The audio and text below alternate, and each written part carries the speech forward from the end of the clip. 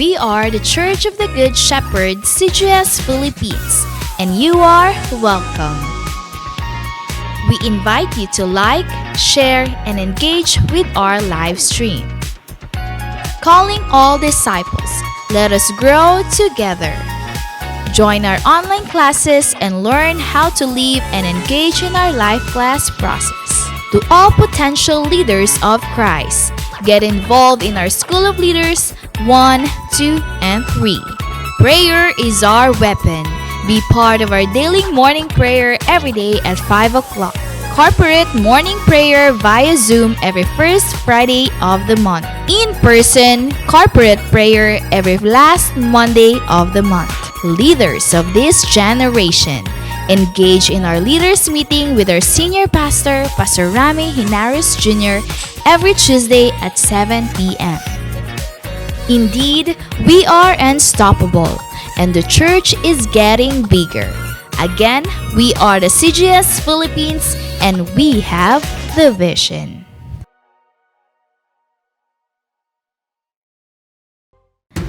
The Church of the Good Shepherd, CGS Philippines, is a vision-driven church committed to manifest and apply the G12 core values.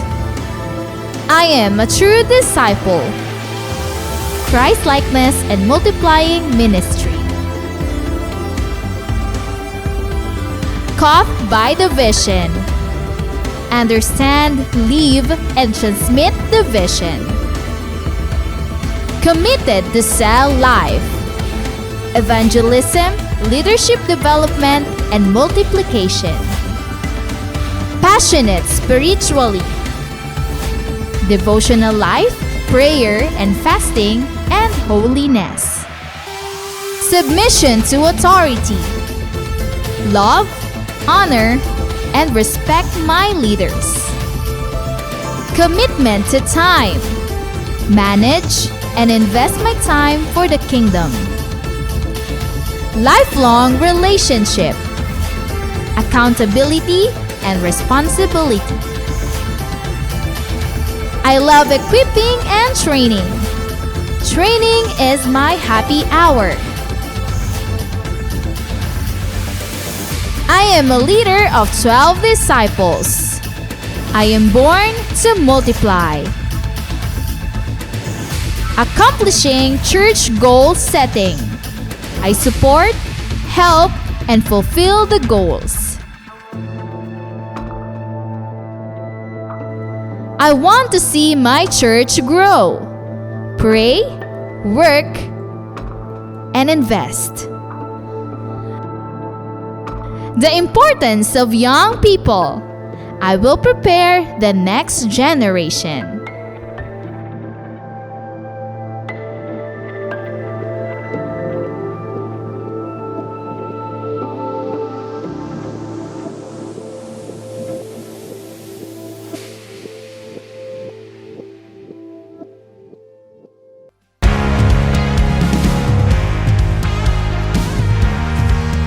The Church of the Good Shepherd, CGS Philippines, is not just a building, but it is about people who embrace God's vision that lives its purpose, loving God and loving people. Previous years might be tough years due to the pandemic, but because of God's faithfulness to His church, the vision became even clearer and the calling of His disciples became louder.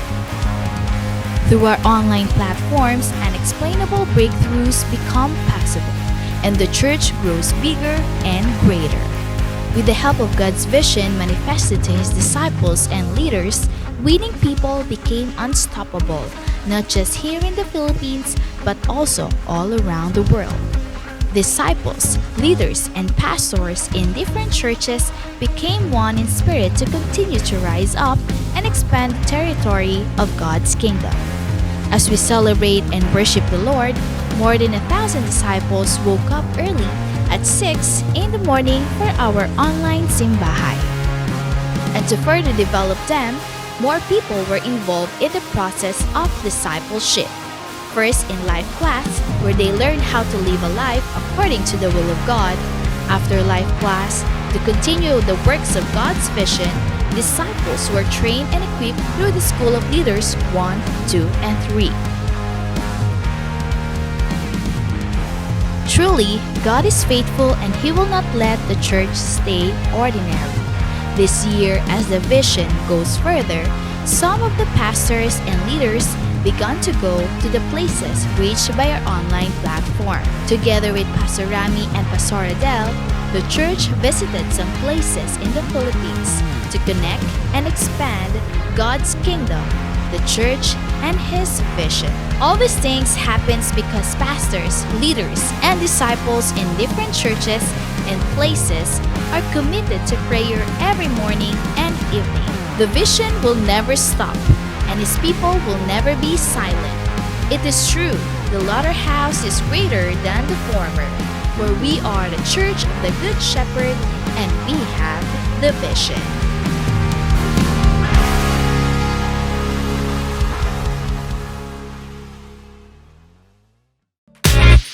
We are the Church of the Good Shepherd, CGS Philippines, and you are welcome. We invite you to like, share, and engage with our live stream. Calling all disciples, let us grow together. Join our online classes and learn how to live and engage in our life class process. To all potential leaders of Christ, get involved in our School of Leaders 1, 2, and 3. Prayer is our weapon. Be part of our daily morning prayer every day at 5 o'clock. Corporate morning prayer via Zoom every first Friday of the month. In-person corporate prayer every last Monday of the month. Leaders of this generation, engage in our leaders meeting with our senior pastor, Pastor Rami Hinares Jr., every Tuesday at 7 p.m. Indeed, we are unstoppable, and the church is getting bigger. Again, we are the CGS Philippines, and we have the vision.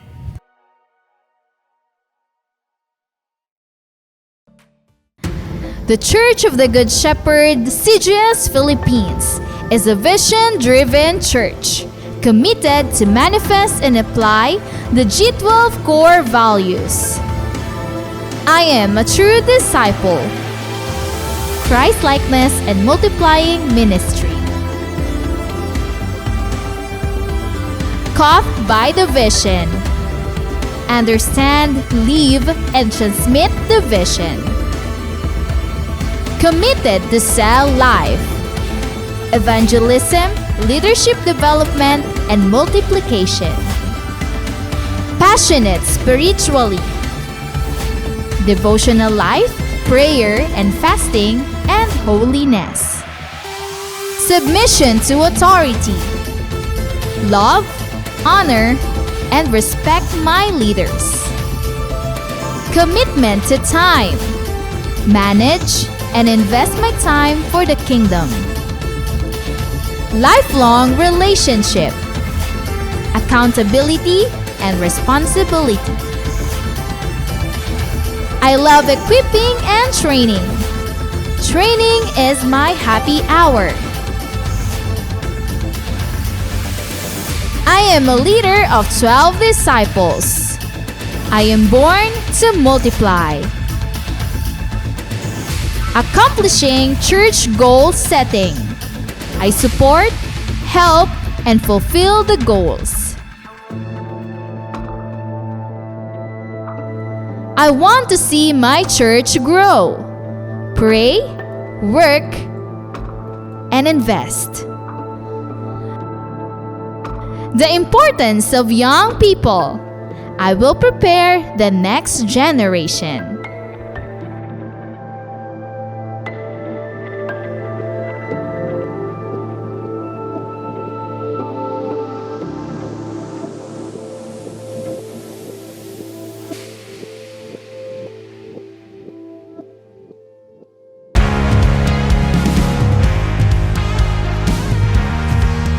The Church of the Good Shepherd, CGS Philippines, is not just a building, but it is about people who embrace God's vision that lives its purpose. loving God and loving people. Previous years might be tough years due to the pandemic, but because of God's faithfulness to His church, the vision became even clearer and the calling of His disciples became louder. Through our online platforms, unexplainable breakthroughs become possible, and the church grows bigger and greater. With the help of God's vision manifested to His disciples and leaders, winning people became unstoppable, not just here in the Philippines, but also all around the world. Disciples, leaders, and pastors in different churches became one in spirit to continue to rise up and expand the territory of God's kingdom. As we celebrate and worship the Lord, more than 1,000 disciples woke up early at 6 in the morning for our online simbahay. And to further develop them, more people were involved in the process of discipleship. First in life class, where they learned how to live a life according to the will of God. After life class, to continue the works of God's vision, disciples were trained and equipped through the School of Leaders 1, 2, and 3. Truly, God is faithful and He will not let the church stay ordinary. This year, as the vision goes further, some of the pastors and leaders began to go to the places reached by our online platform. Together with Pastor Rami and Pastor Adele, the church visited some places in the Philippines to connect and expand God's kingdom, the church, and His vision. All these things happens because pastors, leaders, and disciples in different churches and places are committed to prayer every morning and evening. The vision will never stop, and His people will never be silent. It is true, the latter house is greater than the former, for we are the church of the Good Shepherd, and we have the vision.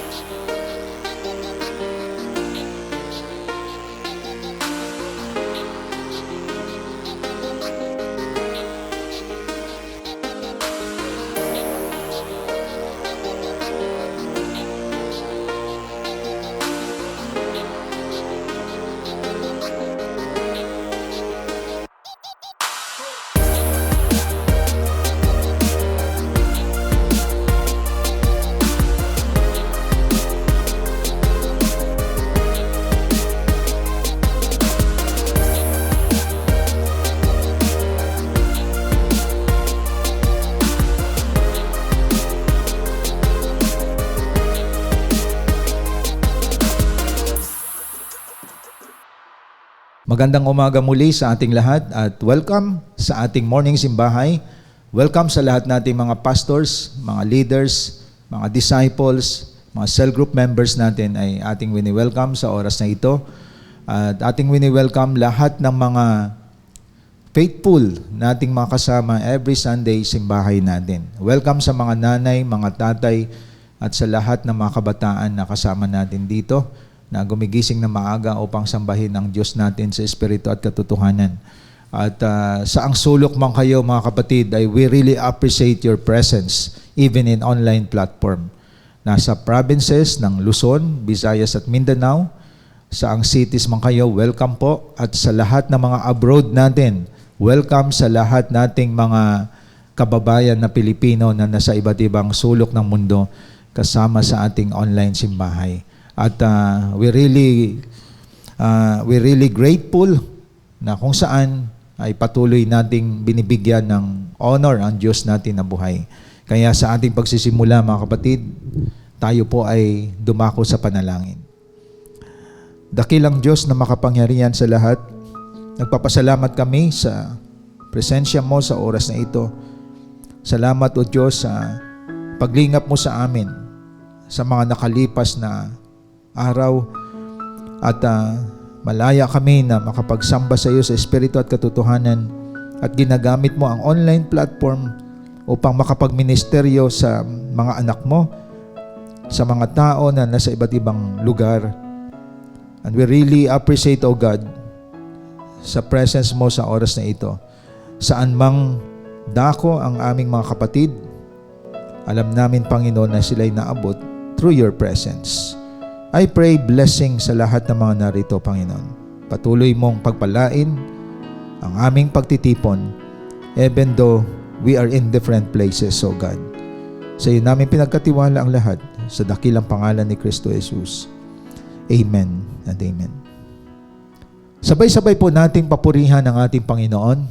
Samahan po natin ang ating CGS Philippines worship team.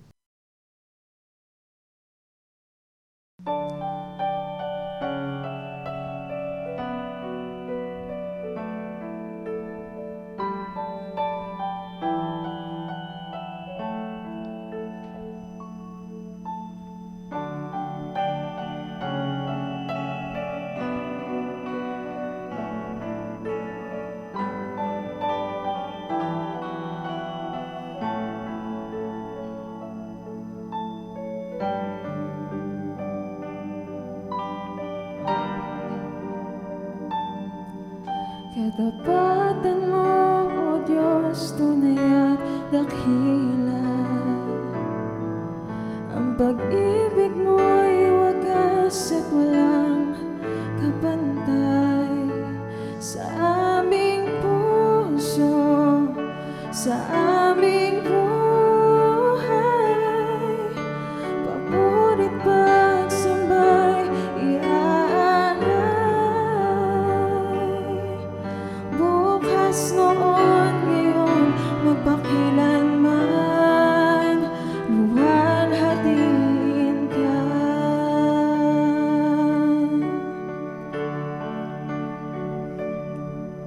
Katapatan mo, O Diyos, tunay at dakila. Ang pag-ibig mo'y wagas at walang kapantay. Sa aming puso, sa aming buhay, papurit pagsambay iaalay. Bukas noon, ngayon, magpakilanman, luwalhatiin ka.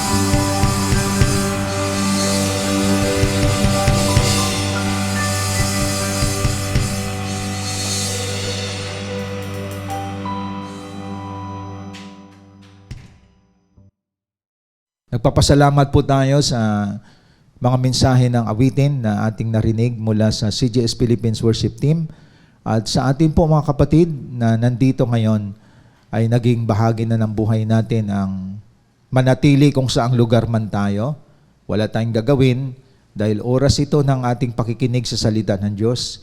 Ang ating mga ballpen, notebook at ang mga Bibles po natin, ihanda po natin. At ito ay pag-honor natin sa Lord. Even we are in online platform because we believe God is Spirit and we must worship Him in spirit and in truth. So sa mga bahay po ninyo, huwag niyong hayaan na kayo po ay maistorbo dyan dahil this is your time with God. At isang convenient time ito dahil nasa tahanan tayo but we can worship God in spirit and in truth. So sa oras na ito, para kay Lord ito at para sa iyo, ang ating pag-usapan upang i-guide po tayo sa ating journey. Makikita sa Matthew 25, 21, and 23 ang ating pag-usapan. In Matthew 25, verse 21 and 23, sinabi sa kanya ng Panginoon, "Magaling, tapat at mabuting lingkod, halika, makihati ka sa aking kagalakan. Naging tapat ka sa kaunting halaga, kaya gagawin kitang tagapamahala ng malaking halaga." Then in verse 23, sinabi ng kanyang Panginoon, "Magaling, tapat at mabuting lingkod, naging tapat ka sa kaunting halaga, kaya pamamahalain kita sa malaking halaga. Makihati ka sa aking kagalakan."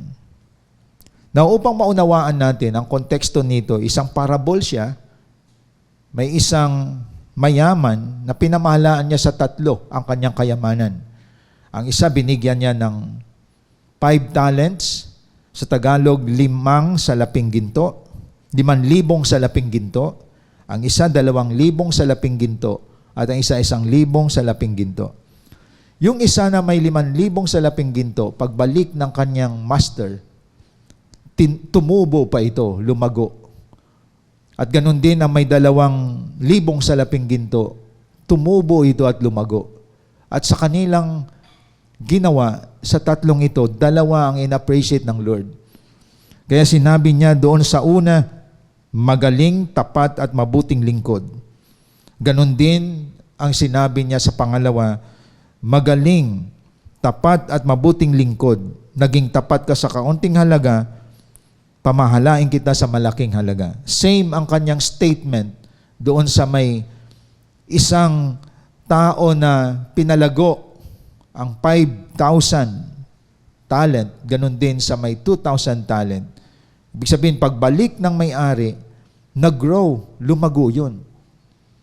So ang keyword dito, palagi nating naririnig, sinasabi, "Well done, good and faithful servant."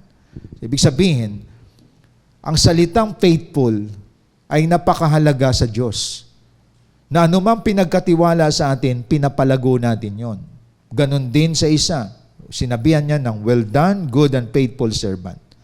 That is why, ang paksa natin sa umagang ito, tatawagin nating ingredients of being faithful. Kasi madaling marinig ang salitang faithful, sa Tagalog, katapatan. Ano ang mga sangkap ng pagiging tapat? Yun ang ating pag-usapan. Kasi minsan may naririnig tayo at minsan naririnig ko, ang mahalaga, tapat tayo kay Lord. Okay na ako dito. Mahalaga, tapat naman ako sa Kanya eh. Pero may mga bagay tayo na dapat malaman sa ating katapatan. At alamin muna natin ang simpleng kahulugan ng salitang katapatan. Ang pinaka-best example sa salitang faithfulness o katapatan is our God, ang Diyos natin. So pag sinabing katapatan, sa practical na pag-iisip natin, araw-araw lahat tayo buhay, humihinga tayo. Millions of people nabubuhay. Sino nangangalaga nun? Ang Diyos natin. Ibig sabihin, nag-i-inhale ka, nag-i-exhale ka, even lahat ng nilikha ng Diyos ng mga hayop, nabubuhay every day, every second. Dahil may Diyos na tapat, na consistent sa kanyang pangangalaga, sa kanyang mga nilikha. Isa tayo sa nilikha ng Diyos at sa katapatan ng Diyos sa buhay natin, nagigising tayo tuwing umaga. Nakikita niyo mga kapatid? Habang binibigyan tayo ng Diyos ng buhay dahil hindi tayo may-ari ng buhay na ito, Diyos nagbigay sa atin. Hindi tayo nakaligtaan ng Diyos na binibigyan niya tayo ng buhay everyday.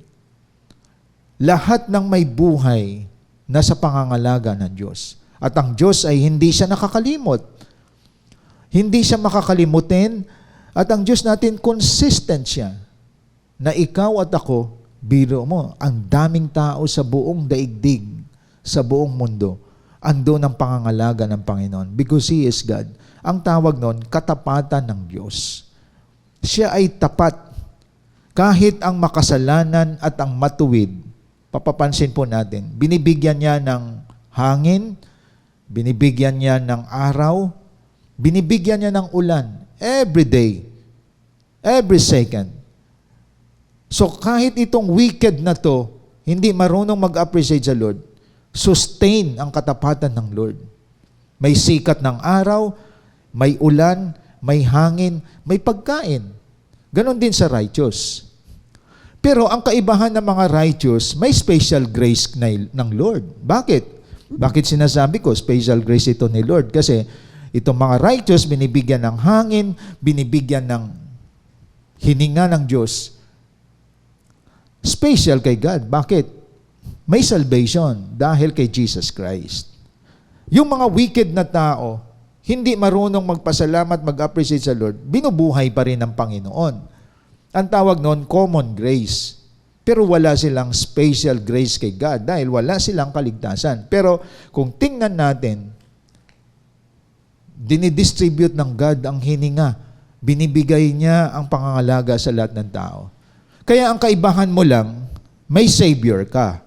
Itong ilan, nabubuhay lang sila materially, temporarily, pero hindi nila alam kung saan sila patungo. That is why, makikita natin yung faithfulness ng Lord both sa wicked at sa righteous. Ang kaibahan lang ng mga righteous, alam nila kung saan sila patungo kapag namatay sila dahil may Savior. May Savior na pupuntahan. So makikita natin, iba ang galaw ng Lord sa kanyang faithfulness. Tapat siya. Ibig sabihin, hindi niya pinabayaan ang mga tao. Makikita po natin, andun ang pangangalaga ng Panginoon. So that is the typical example of katapatan. So ngayon, ang ating pag-usapan ay ang katapatan naman natin. Kung ang Diyos nakita mong napakabuti niya, ang Diyos ay nakita mong binigyan kanya ng kaligtasan, nakita mo na ang Diyos ay hindi kanya pinabayaan.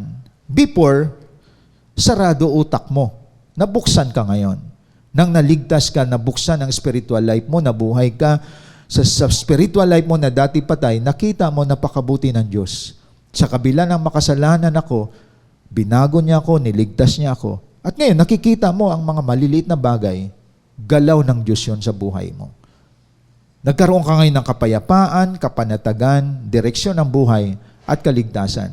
So what's your response? Ang response mo ngayon, ang Diyos naging tapat sa akin, kailangan maging tapat din ako sa Kanya. So, mahalaga ang salitang katapatan habang tayo ay nasa journey ng ating buhay paglilingkod. Alam nyo ba na ang isang typical example ng katapatan, naging bahagi na ng buhay mo ang dumalo every Sunday, even in online platform. Katapatan yon. Andiyan, nakikita ka. For 5 years natin dito, celebrate lang tayo past week ng ating anniversary, hindi ka nawala. Nagpapatuloy ka pa rin. So ang katapatan, hindi nang iiwan. Hindi nawawala. Ang Diyos, kahit hindi marunong magpasalamat ang tao sa Kanya, andun ang Panginoon ng pangangalaga niya sa lahat ng wicked and righteous people. That is faithfulness of God. At ganun din sa atin. Pagdating sa atin, yung karakter ng Diyos, naging karakter mo rin, nang nakita mo ang kabutihan ng Diyos sa buhay mo, hindi ka tumigil ngayon sa paglilingkod. Tawag noon, katapatan sa Diyos. Naging tapat ka sa Diyos. Hindi ka tumigil na every Sunday, nakikita ka sa pagsamba, Once a week, nakikita ka sa mga cell group. Nag-undergo ka ng training dahil gusto mo ring ikaw ay magamit. Ibig sabihin, dinidevelop mo yung sarili mo, ngayon nakakilala ka sa Lord, inaayos mo ngayon ang buhay mo. Inihanda mo ang buhay mo dahil magdi-disciple ka ng tao. Ibig sabihin, may nangyayari sa buhay mo na hindi nangyayari sa iba. So ngayon, hindi ka na katulad ng dati, may nangyayari na sa iyong buhay. Hindi ka na yung tipong paulit-ulit lang ang ginagawa mo na you just listen to the Word of God. So gusto ko ipakita sa inyo ang kompletong katapatan, mga kapatid. Kasi hindi pwedeng sabihin na tapat ka lang sa pakikinig every Sunday. Tapat ka lang sa masasabi nating pagsunod. Pero may sangkap sa katapatan na magkukumpleto sa ating pagiging tapat sa Diyos. Kasi may inaasahan ng Diyos sa atin. So number one, ingredients. One of the ingredients of being faithful. Number one, faithfulness follows fruitfulness. Ang pagiging tapat, ang kaakibat na kasunod nito ay ang pagiging mabunga. So pansinin po ninyo sa binasa natin kanina sa Matthew 25, in verse 21 to 23, sinong sinabihan ng well done, good and faithful servant? Yung isang tao na may 5,000 na talento o ginto, o mas 5,000 salaping ginto, pagbalik ng kanyang master, tumubo yun. Ganon din yung may 2,000, tumubo siya, lumago. So what's the lesson na pinakita dito sa atin? Ang lesson na pinapakita sa atin dito, imposible na sabihin mong tapat ka, hindi ka naman lumalago. Imposible sabihin mong tapat ka, wala ka namang bunga.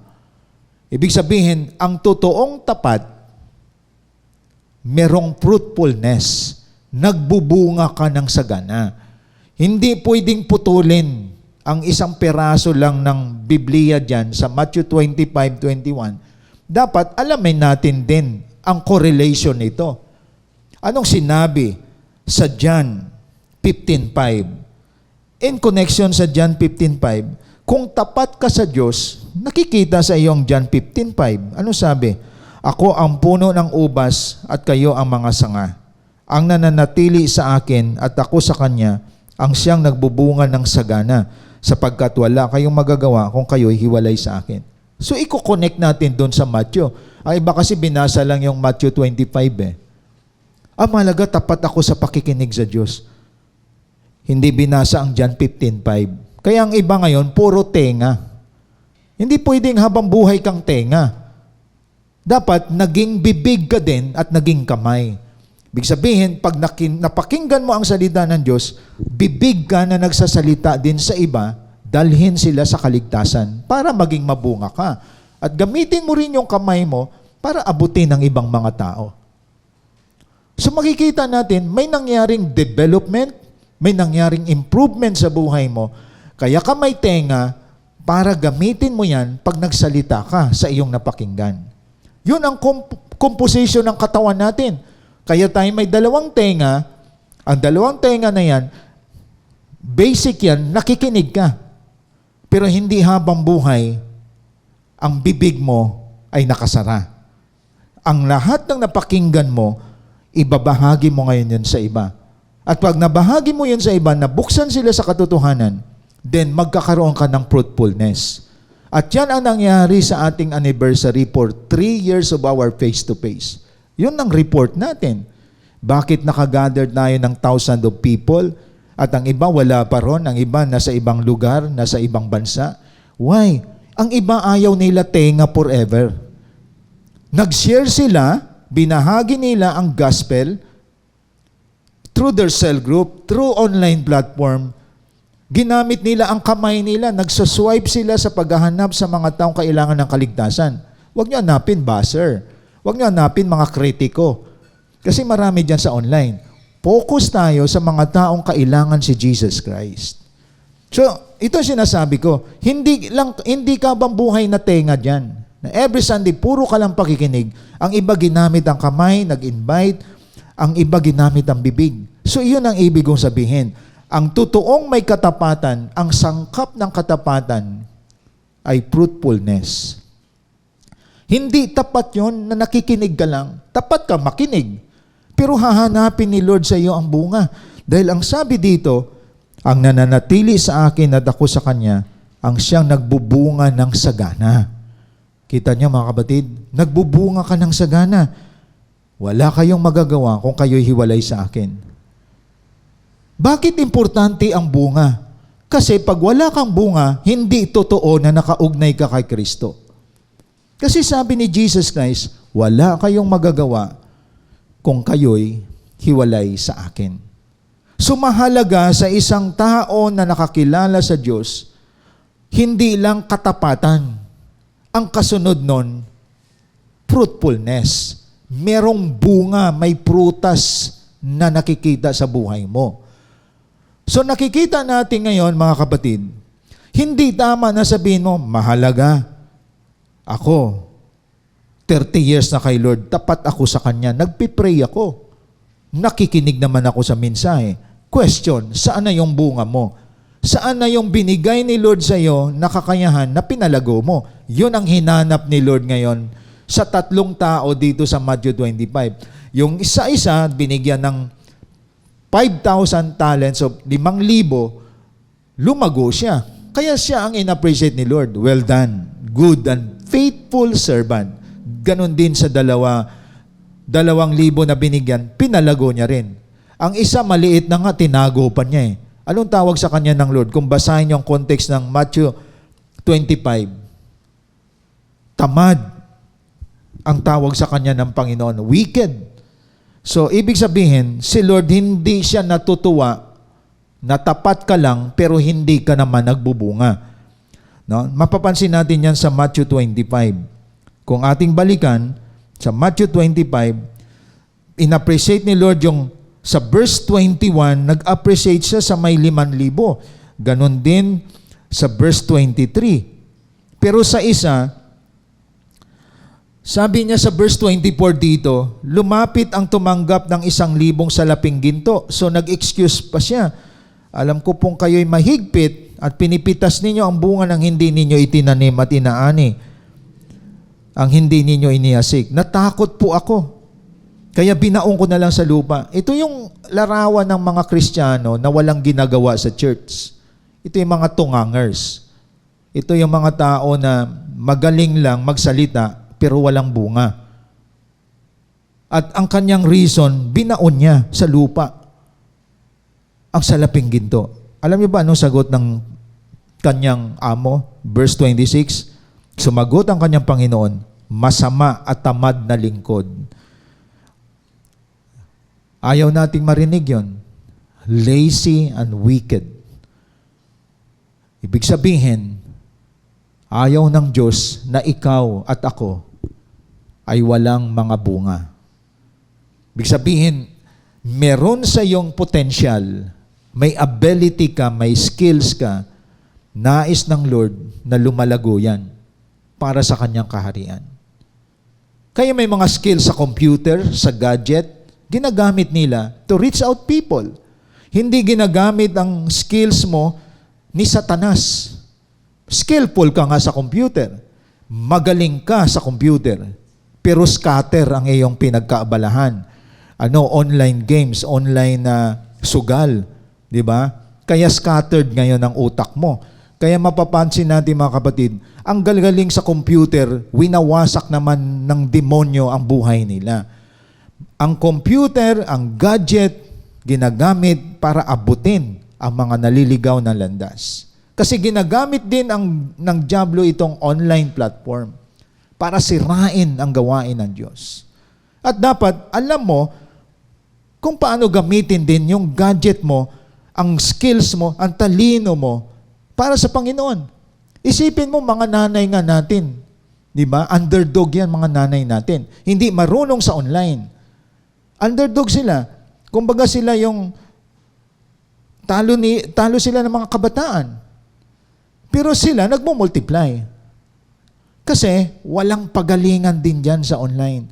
Kundi, ikaw ay prayerful, puspos ka ng Holy Spirit, dadalhin ka ng Diyos sa mga seekers ng gospel. Hindi ka niya dadalhin doon sa mga tao na i-devalued lang ang buhay mo. So makikita natin mga kapatid, ang online platform, may galaw ang demonyo dyan at may galaw din ang Diyos. At saan ka sa dalawa dyan? Di po ba? Dapat ginagamit natin ngayon ang technology for the glory of God. Maging fruitful tayo sa paggamit ng technology at nandyan ang aanihin po natin. Napatunayan natin yan for 5 years. Marami binago ang buhay. At nang nag-face-to-face tayo, sila yung mga fruits natin. Noong anniversary natin, sila yung mga bunga natin. Ang iba wala pa roon.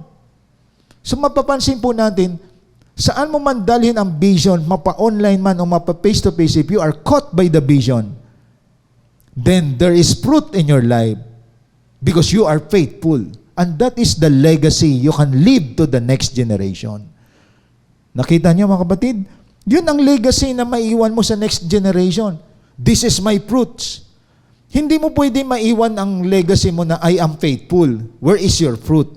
Wala ka namang bunga. Di ba? So pag sinabing faithful, inseparable ang fruitfulness. Ilan ang taong nabago ang buhay dahil sa iyo? Wala namang usapin dito patagalan sa church eh. Di ba? Ako, matagal na ako sa church.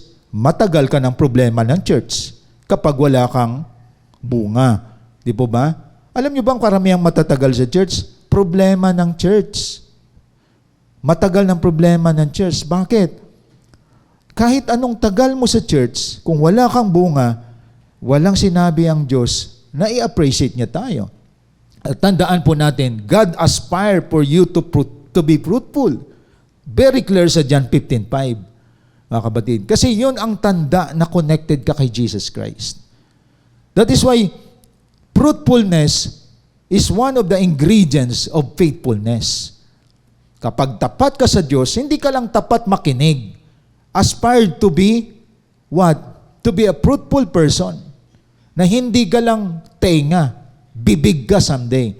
And gamitin mo rin ang kamay mo to reach out people. Di ba? Kaya nga tingnan nyo sa technology, anong ginagamit mo? Bakit may mga na-convert na tatay, nanay, mga testimony na narinig natin noong anniversary? The power of the hand. Di ba? Yung kapangyarihan ng kamay. Di ba? Nagsiswipe sila para hanapin ang mga seeker na tao. Diba? Pagdating sa face-to-face, paa naman ang ginagamit natin. Di po ba? Alangan naman paa mo, iswipe mo dyan sa gadget mo. Ang paa, nag-aabot ng mga tao during face-to-face natin. So, lahat ng part ng katawan natin, inaalaw nating gamitin ito, minamaximize natin for the sake of the lost people, mga kapatid. Kaya nakita ninyo ang kahalagahan na hindi pala tapat lang na sabihin ko na tapat naman ako kay Lord, nakikinig naman ako every Sunday, tapat naman ako kay Lord, nasa cell group naman ako. Hinahanap sa iyo bunga, kapatid, after na makita sa iyo ang faithfulness. At naway nakita ninyo ito, mga kapatid. Ibig sabihin, nag-e-expect ang God ng mga bunga sa atin. No? Hindi puro bunga nga, kundi bunga. May i-present kang kaluluwa. May tumubo sa buhay mo. Katulad ng may 5,000 tumubo ng 5,000. May 2,000 tumubo ng 2,000. Isa-1,000 lang binaon pa sa lupa. At anong tawag sa kanya? Tamad at masamang alipin. Nakita niyo mga kapatid? So, hindi kalooban ng Diyos na Kristiyano ka na walang bunga. Hindi niya kalooban yun. Ang kalooban ng Diyos, kapag may Kristo ka, nagbubunga ka talaga. Nakikita sa buhay mo. Kaya naway maging clear sa atin to. Tapat naman ako, pupunta naman ako every Sunday sa church, naglilinis ako sa church, nagde-decorate ako sa church, tapat naman ako, sumusunod naman ako sa pastor. Ang tanong ni Lord yan sa atin, saan ang bunga mo? Di po ba? So, bunga ang pinaka-importante na makita sa atin because that is the manifestation na you are abiding in Christ. Kapahayagan yan na may Kristo ang buhay mo. Hindi mo pwede sabihin, tapat naman ako, nagpipray ako araw-araw. Where is your fruit? Yun pa rin ang bottom line dyan, mga kapatid. That is why we win souls and make disciples and preserve those people kasi yun ang maging bunga natin. At gawin sila magiging leader na katulad mo din. Kaya nakita natin ang beauty, mga kapatid, dito ng salita ng Diyos na hindi natin dapat putulin ng isang parte lang. Alamin natin konteksto. Statement ito ng Panginoong Jesus. Statement niya rin yung John 15:5. Marami dyan sa church, pakuya-kuyakoy lang. Marami dyan sa church natin, hanggang pakikinig na lang. At nangyayari ngayon yan, crisis yan sa lahat ng mga Christian churches. No? Dumadami na ang kampo ng demonyo, pero ang kampo ng Diyos hindi lumalaki. Dahil maraming mga tamad na Kristiyano mag-abot ng mga kaluluwa dahil may takot sa puso. Pero hindi nila nakita na habang tumatagal ka, naging mapurol ka kapag hindi ka naging mabunga sa Panginoon. Dahil maraming hindi ginagawa ang pinaka-basic command ng Diyos sa atin. At nawa isang challenge sa ating lahat ito, mga kapatid. Kung gusto nating lumaki, lumawak, mag-advance ang kingdom of God, lahat tayo dapat aspire to be fruitful. If you really have Christ in your life. Second, faithfulness brings usefulness.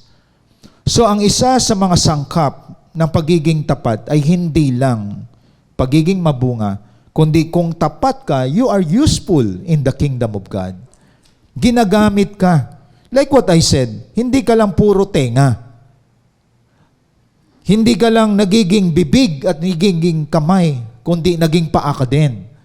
Ibig sabihin, every part of your body ay nagagamit mo sa gawain ng Panginoon. Because you are useful in the kingdom of God. Katulad lang nito, itong taon na to, unti-unti na nating balikan ang mga tao na naabot natin.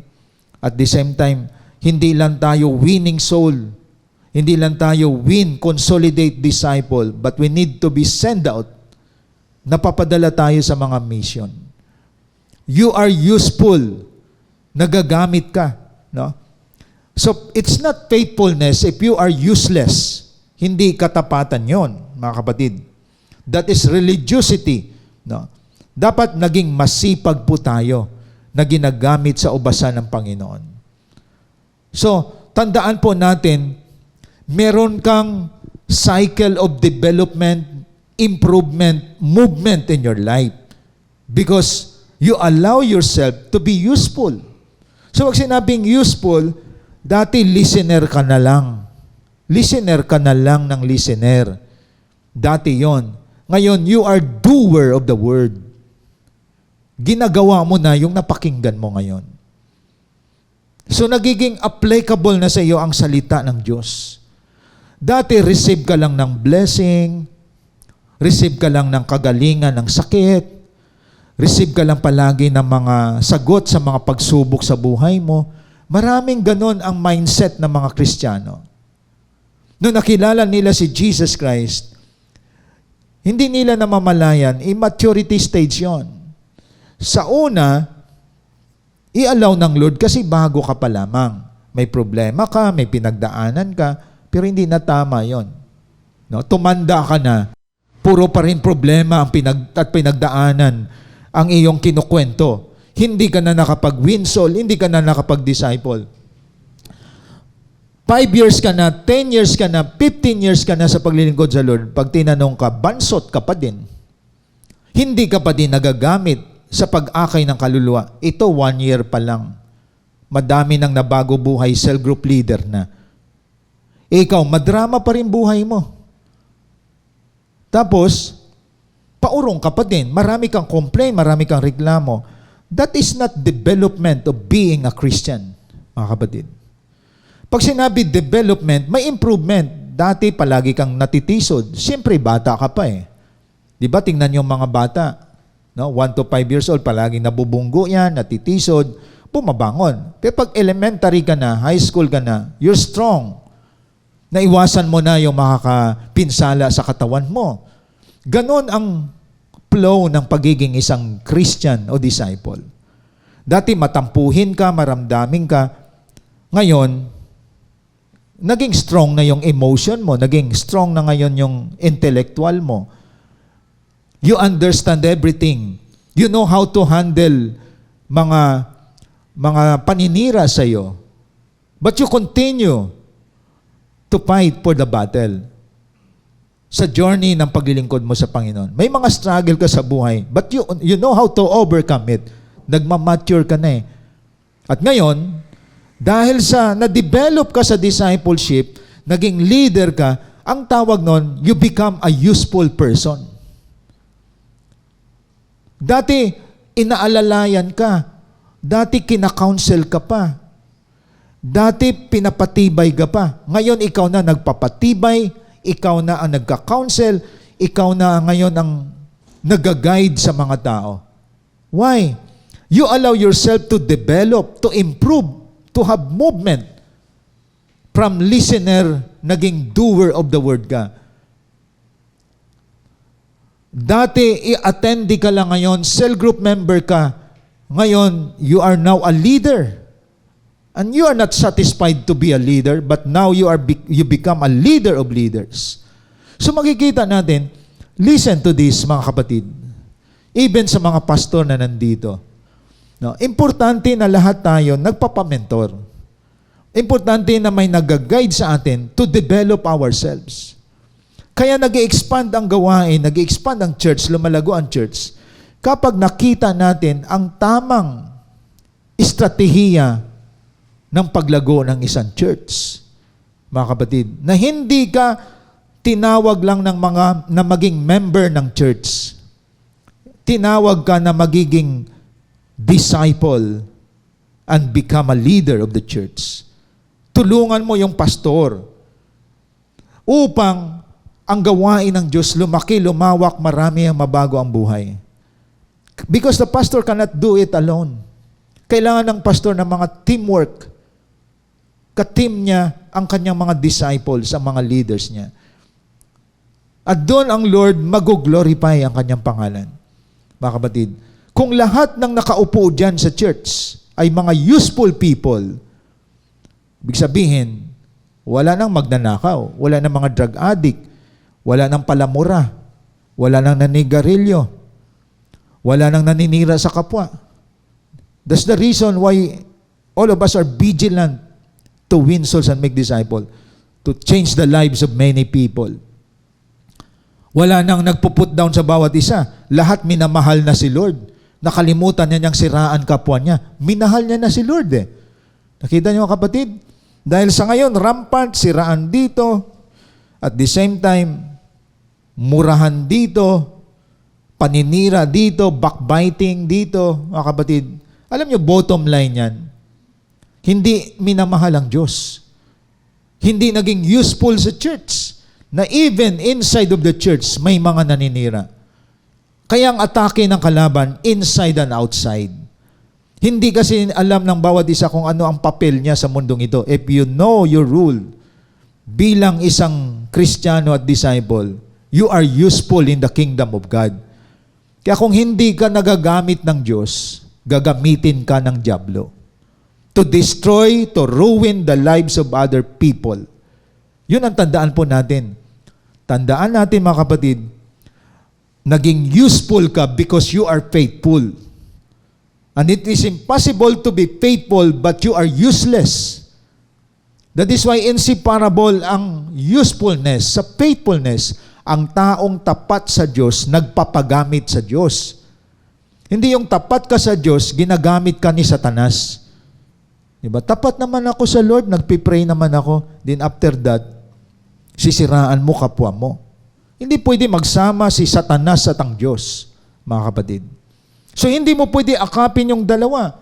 If you belong to God, you serve God, you are useful in the kingdom of God. Hindi yung you belong to God, you are faithful to God, but you are useful with Satan. Di po ba? Ginagamit ka ng mundo, ginagamit ka ng kalaban. That is impossible. That is impossible.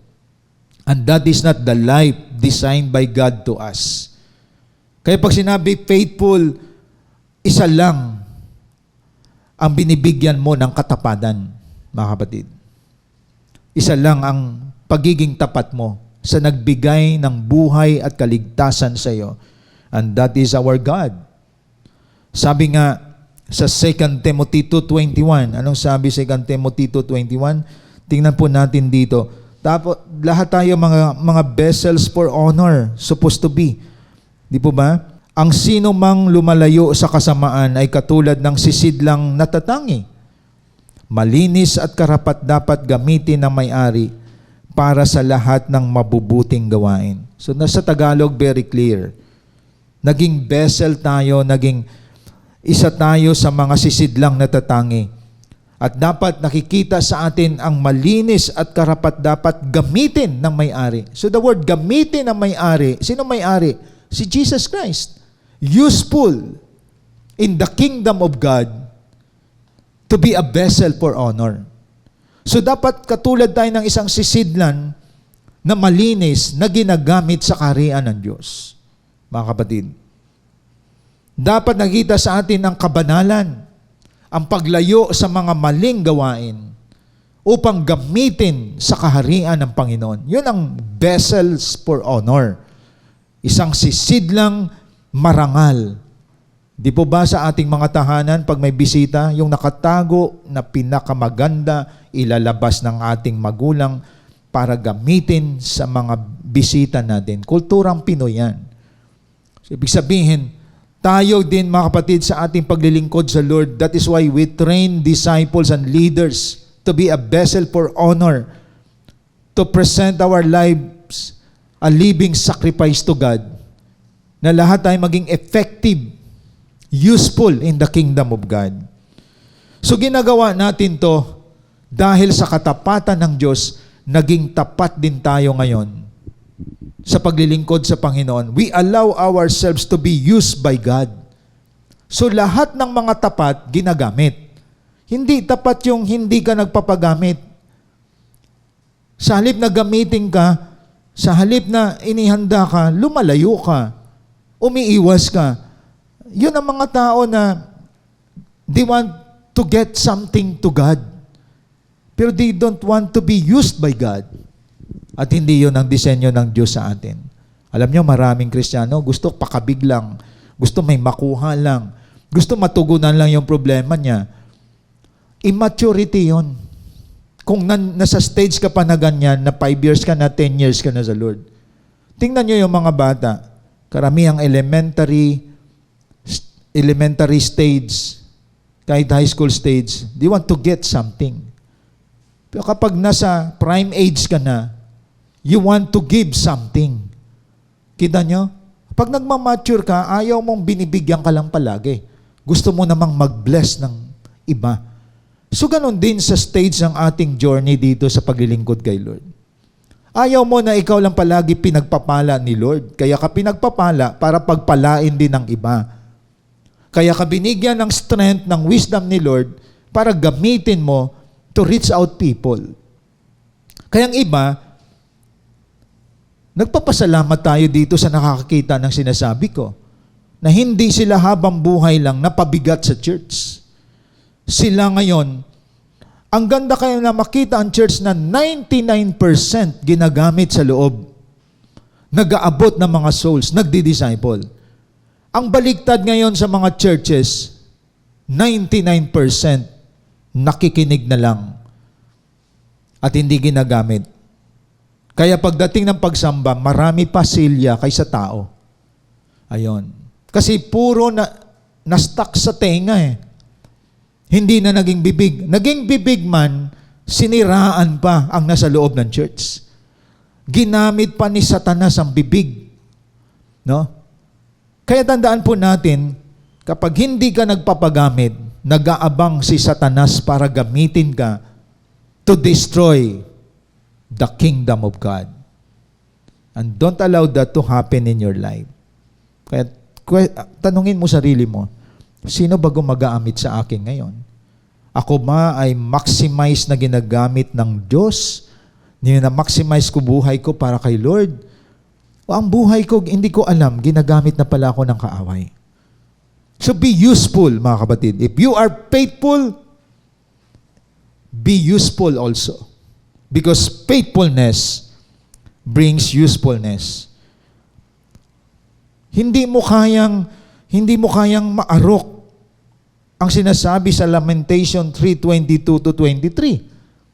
And that is God's faithfulness. Di ba ano sabi sa Lamentation 3:22-23? The steadfast love of the Lord never ceases. His mercies never come to an end. They are new every morning. Great is your faithfulness. Grabe. Ang hindi mo maarok na pag-ibig ng Diyos ay hindi yan tumitigil. Ang habag niya, hindi tumitigil. Walang paghinto. Ang habag ng Diyos, bago tuwing umaga. Biro mo, nagising ka sa umaga, buhay ka, buhay pamilya mo, hindi ka paralyzed, ang iba na paralyzed na stroke, buhay ka, nakapagtrabaho ka. That is the steadfast love of the Lord. Nakakakain ka ng 3 beses sa isang araw. That is the steadfast love of the Lord. Gumaling ka sa sakit mo. Hindi tumitigil ang habag ng Lord. That is why great is thy faithfulness of God. So nakita mo mga kapatid, mahiya ka na hindi ka ginagamit sa church. Ang kapal mo talaga kapatid kapag hindi ka pa nagiging useful kay Lord. Kung puro tayo pakapig at maraming makakapal na Kristiyano sa panahon natin ngayon. Pagdating sa pagiging useful, kasi may problema ako, kasi may pinagdaanan ako, kasi mahirap yan. Pero pagdating sa mga blessing, yun pang nauuna. Ayun. Hindi ganon ang picture ng mga matured disciple of the Lord Jesus Christ. Makokonsensya ka sa Lamentation 2. Lamentation chapter 3, 22-23. Hindi tumitigil ang habag ng Diyos sa atin. At bago palagi ang kanyang katapatan na pinapakita sa buhay natin. Sabi nga dito, they are new every morning. Great is thy faithfulness. Sino ako na hindi maging tapat sa Diyos? So hindi ko gugustuhin na tawaging akong tapat, wala naman akong bunga. Tatawagin akong tapat, hindi naman ako ginagamit. Hindi naman ako nagdi-desire na gamitin sa gawain ni Lord. Ayaw ko na maging tungangers lang sa church, nakatunganga lang. At pagkatapos puro pagsubok lang ang puno ng pagsubok ang buhay, naging mabunga sa problema, hindi naging mabunga sa kaluluwa na dalhin sa paanan ng Panginoon. So hindi yun disenyo ng Diyos sa buhay po natin. Sana'y nakita ninyo mga kapatid, ang kahalagahan nito, na ma-realize ninyo, faithfulness is not enough. Faithfulness brings usefulness. And the third, faithfulness leads to gratefulness. Ang isang taong tapat, marunong magpasalamat. Sinabi ni Jesus Christ, di ba 10 gumaling? Saan na yung siyam? That is in Luke 17:11-19. Ibig sabihin, gusto ng Diyos ang mga taong tapat na pinagpapala niya, nagpapasalamat sa Kanya. Alam nyo ba na that is why dapat makita ninyo to, that is why you pray every day because you are grateful to God. You undergo training because you are grateful to God. You want to be useful to God. So hindi pwedeng sabihin mo lang sa parents mo, Mama, salamat pinalaki mo kami. Salamat po, tatay, sa maraming taon, hindi mo kami pinabayaan. After you are grateful, may iabot ka rin sa parents mo. Ito po ang sweldo ko. Tanda ng aking pasasalamat. Yan ang kabataan na na-disciple. Ganon din sa church. Hindi rin pwedeng sabihin mo kay Lord, Lord, thank you for everything, for the life you've given to me. That is why I serve you, O God. Everything I have is yours. Yun ang taong mapagpasalamat. Panginoon, binless mo ang buhay ko, ang magulang ko, niligtas mo kami, sama-sama kami magsiserve sa iyo, pasasalamat namin sa iyo to. Panginoon, pinagpapala mo ang hanap buhay namin, maraming salamat. Pero may pasasalamat na may ginagawa. Ayon, you are faithful now in returning what belongs to God. You are faithful now in giving your time, your resources, and even your family are committed now in serving the Lord. Ibig sabihin, that is the manifestation of a grateful person. Na hindi mo lang pwedeng sabihin, salamat Lord na. Ibig sabihin, ang pagpapasalamat may kaakibat na gawa. So pansinin natin, pinagaling ang may kitong, 10. Isa lang bumalik. Pansinin ninyo, that is in Luke 17:11-19. Nakita ni Jesus ang 10 kitungin, that is in verse 12. At sumigaw, Panginoon, mabag po kayo sa akin. Pagkakita sa kanila, sinabi ni Jesus, lumakad na kayo magpatingin sa mga pare. Nang mapuna nila, sila'y gumaling na, that is in verse 15. Ano po? Sinasum up ko lang to mga kapatid. At ano nangyari? Sila ay gumaling at luminis. That is in verse 14. 15. Nang mapuna ng isa na siya'y magaling na, nagbalik siyang sumisigaw ng pagpupuri sa Diyos. 10, gumaling sila nang tinawag si Jesus. Pero ang isa, nang mapuna niyang gumaling siya, marunong siyang tumanaw ng utang na loob. Bumalik siya sa Diyos. At verse 16, nagpatira pa siya sa paanan ni Jesus at nagpasalamat ang taong ito'y isang Samaritano. Sabi ni Jesus 17, hindi ba 10 kayo? Nasaan ang 9? Wala bang nagbalik upang magpuri sa Diyos? Kundi ang dayuhang ito. Biro mo Samaritan, unbeliever yon. Ang 9 believer. Maraming believer hindi marunong magpasalamat. Nakasimangot pa. Hindi maganda sa isang taong hindi nagpapasalamat. May naranasan ba kayong binigyan mo na lahat, binlis mo na lahat, walang marinig na pasasalamat? Ang taong hindi marunong magpasalamat, hindi niya nakikita ang kabutihan ng Diyos sa buhay niya. Di ba may nakita kayong tao, binigyan mo lang ng isang maliit na bagay, tumatalon sa tuwa at nagpapasalamat? Alam ninyo, gratefulness is a virtue to a disciple. Ugali yan. Katangian yan ng isang tao. Sa Amerika, month of November, sineselebrate nila ang Thanksgiving. Yun ay naging kultura ng Amerika. Pasasalamat nila yon sa Diyos. Tayo, bilang mga Kristiyano, sabi ng Bible, and everything give thanks, for this is the will of God. Mabuti man o masama nangyayari sa iyo, you know how to give thanks toward God. Kaya pala may pagsubok ka para tumibay ka. Kaya ka pinagpapala upang magpala din sa iba. And that is the attitude of a grateful person.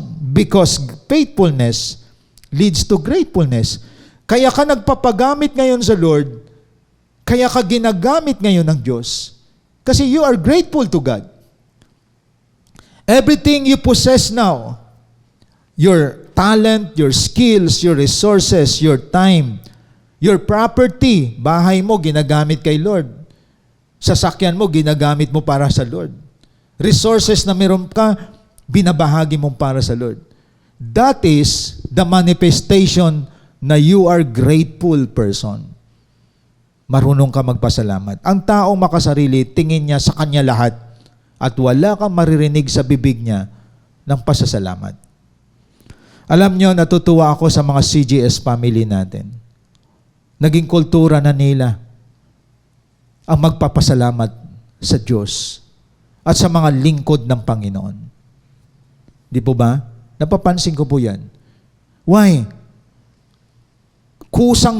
Kusang lumalabas yan sa mga faithful person. Nagpapasalamat sila sa leader nila, nagpapasalamat sila sa pastor nila, nagpapasalamat sila sa mga blessing na binigay ng Diyos. Alam niyo, legacy mo yan sa next generation. Na nakikita yan ng anak mo na mapagpasalamat ka in small things, magpapasalamat yan Sa kanyang paglaki, nahubog siya na marunong mag-say thank you. Yan ay magandang virtue sa isang tao. May nakita ako na binigyan na, tinapon pang binigay, nagdabog pa. Yan naman kabastusan yun, mga kapatid. Tandaan natin, ang isang taong tapat, nagpapasalamat sa Diyos palagi. Lord, here I am. Gamitin mo ako, Panginoon. Here am I, Lord, gamitin mo ako. Grateful ako sa buting ginawa mo sa buhay ko. At naway, mga kapatid, makita ninyo ito.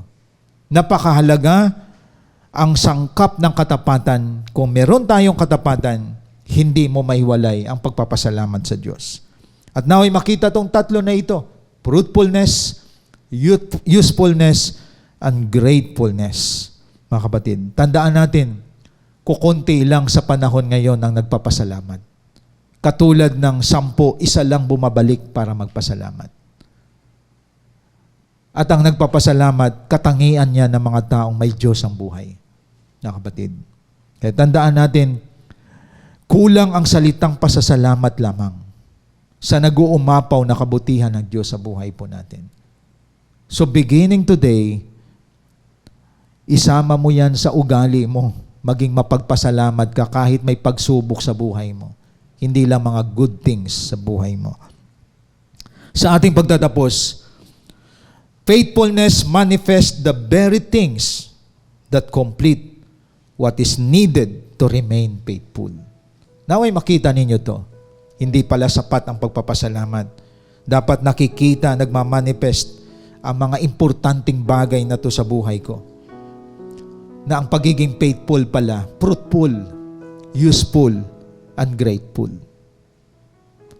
Sabay-sabay po nating samahan ang ating CGS Philippines worship team before we close in prayer.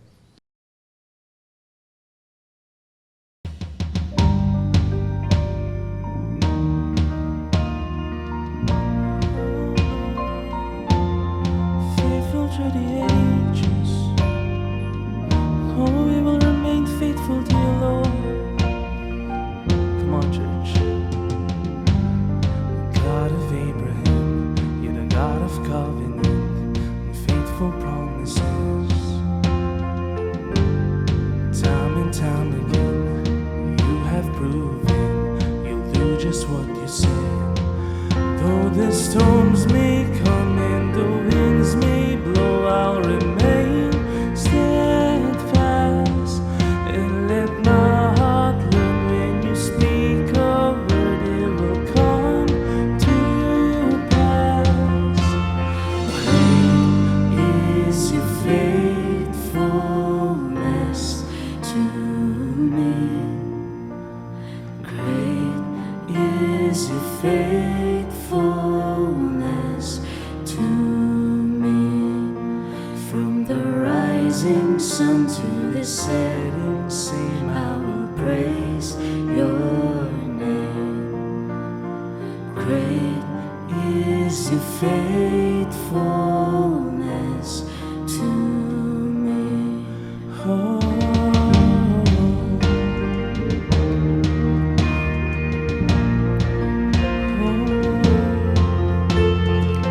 Seasons change, you remain the same.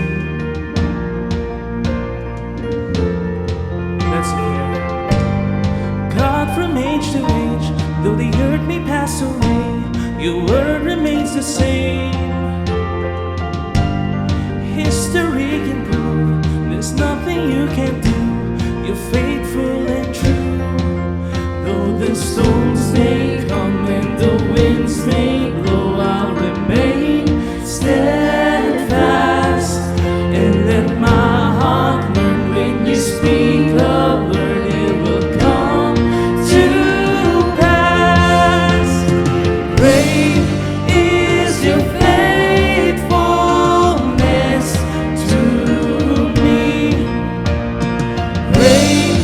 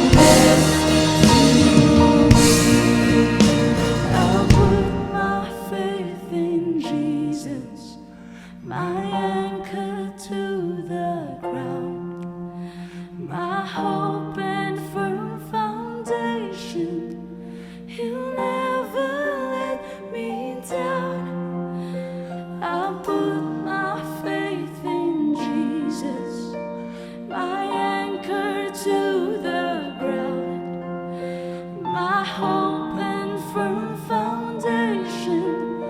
He'll never let me down.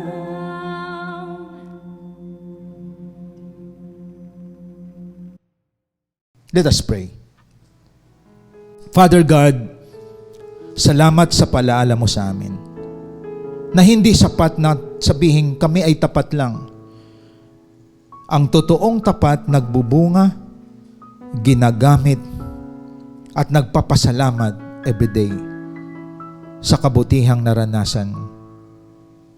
Naway makita mo ito sa buhay namin, Panginoon.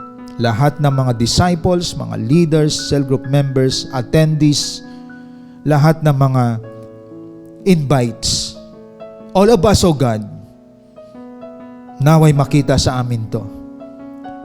Itong mga sangkap ng pagiging tapat sa iyo. Hindi sapat na tawagin lang kaming tapat. Nagagamit kami dapat, nagbubunga at marunong magpasalamat, hindi lang sa mga natatanggap naming biyaya, kundi sa dumarating na mga pagsubok. Ito ang humuhubog sa buhay namin. We know how to give thanks to you, O God, because everything may plano ka nito sa buhay namin. I pray blessing to all your people today. Pagpalain mo lahat ng kasama namin ngayon dito sa online platform. Continue, O Lord, to manifest your presence to all of us, sa aming pamilya, sa aming bansa, sa buhay ng bawat isa sa amin. Ito aking panalangin sa pangalan ng Diyos Ama, ng Diyos Anak at ng Diyos Espiritu Santo. Amen and amen. Thank you and God bless po sa ating lahat. Hope you've been blessed by the message of God today as we continue to extend our calling in loving God and loving people, even in online, and keep you more updated to our journey in God's vision. Connect to us wherever you are. Like our Facebook page, follow us on our Instagram account,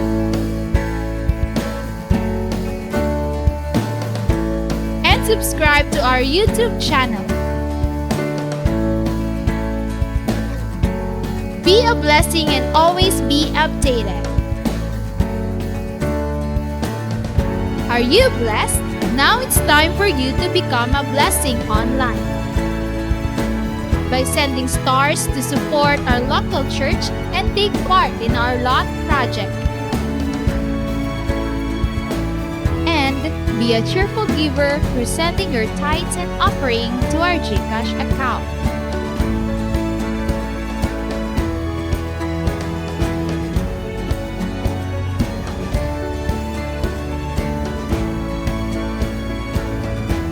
See you on our next online worship. Thank you and God bless.